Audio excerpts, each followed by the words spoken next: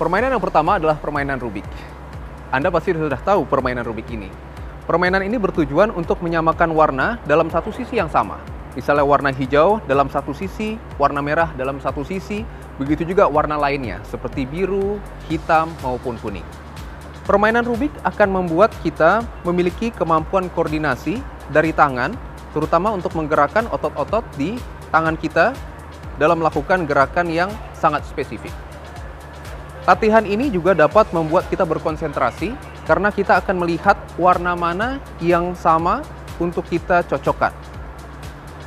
Kemudian, selain warna, kita juga akan memiliki kemampuan spasial atau kemampuan untuk melihat ruang ke arah mana kita akan melakukan pergerakan daripada Rubik ini.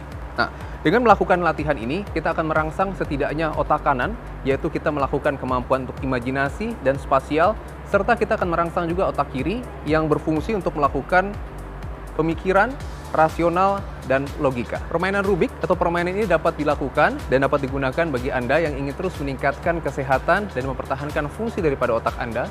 Permainan ini juga dapat digunakan bagi Anda yang berusia lanjut untuk terus melatih fokus, konsentrasi, dan atensi dalam melakukan satu aktivitas tertentu.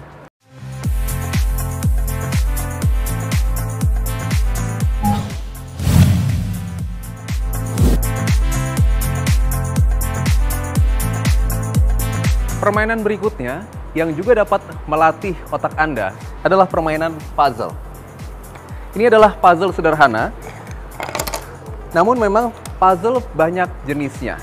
Mulai dari yang paling sederhana seperti ini, sampai dengan yang paling rumit yang memang sulit sekali untuk dibentuk dan disusun menjadi satu gambaran yang sangat jelas.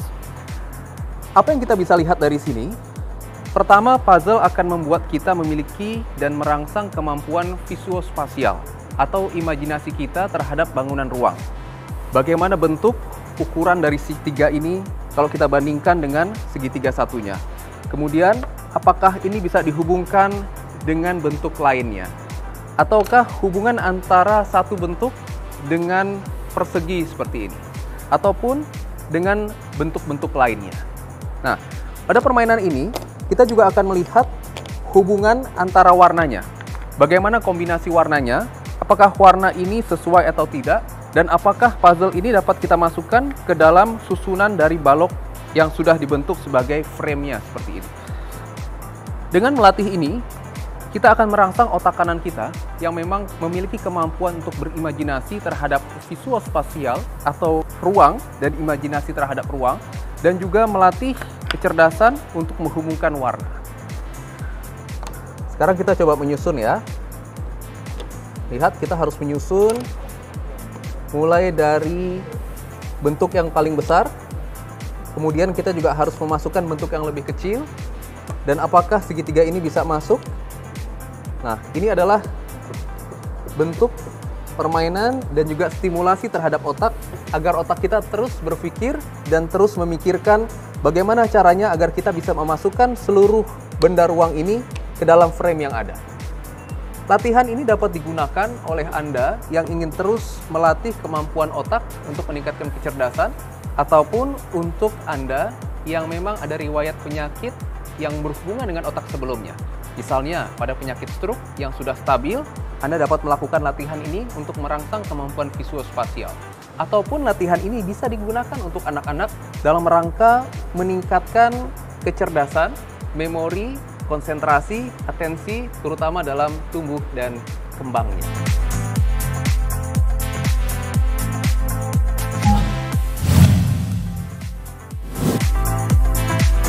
Anda dapat menggunakan gadget untuk mendownload games-games yang juga bisa merangsang kemampuan otak Anda. Salah satunya adalah permainan lama, yaitu TTS atau teka-teki silang. Permainan ini saat ini sudah banyak menggunakan aplikasi dengan gadget seperti ini, namun banyak hal yang dapat kita dapatkan dari penggunaan bermain TTS.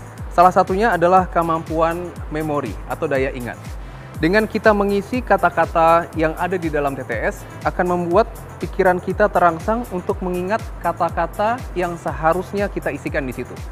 Dan ingatan ini bisa merangsang ingatan jangka pendek maupun jangka panjang. Selain itu, kita juga akan melatih kemampuan untuk komunikasi. Karena ketika kita melakukan komunikasi, otak kita harus mempersiapkan kata apa yang tepat yang dapat kita gunakan sesuai dengan kotak-kotak yang tersedia di dalam TTS. Nah, permainan ini tentunya sudah lebih sulit dibandingkan dengan permainan-permainan sebelumnya. Namun bagi Anda yang memang tidak memiliki masalah pada otak sebelumnya, seperti Anda yang sehat, tidak pernah memiliki riwayat penyakit stroke, namun Anda ingin meningkatkan kemampuan daya ingat, ingin melatih kesehatan dari otak ataupun memori, Anda dapat menggunakan latihan ini, latihan TTS, yang menjadi salah satu permainan untuk mempertahankan kemampuan dari otak Anda.